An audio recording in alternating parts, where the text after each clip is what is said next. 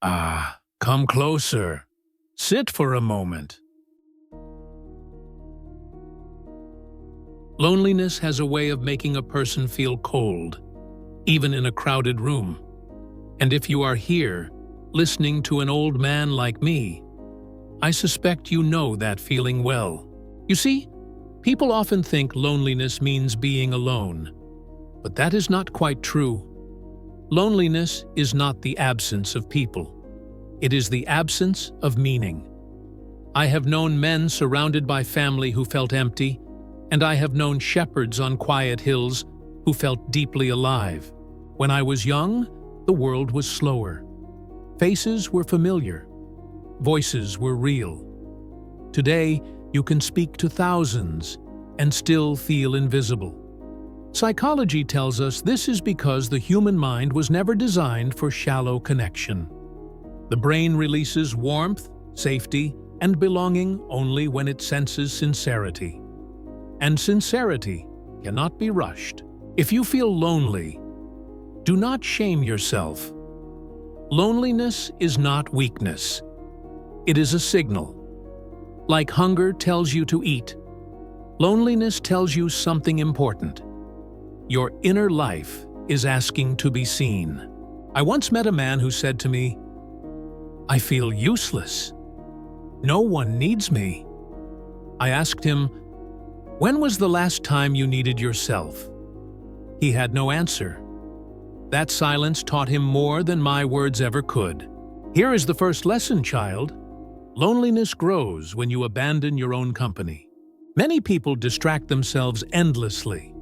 They scroll, they binge, they drown silence in noise.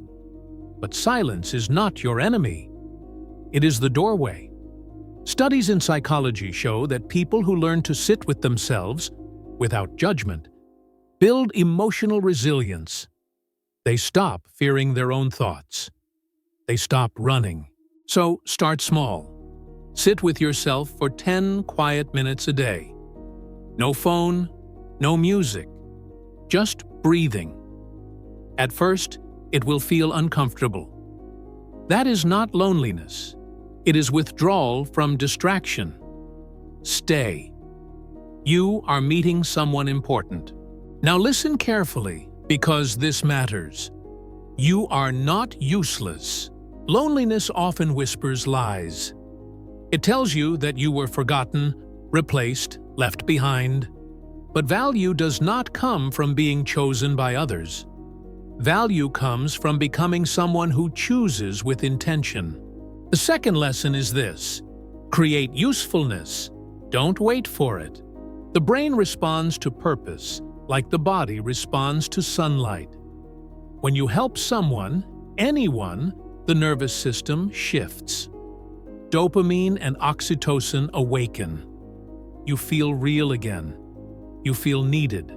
It does not have to be grand. Help a neighbor carry something. Teach what you know. Listen deeply to someone who has never been heard. Even pain becomes lighter when it is carried into service. I remember when my wife passed. The house was quiet in a way that hurt. I thought the silence would consume me.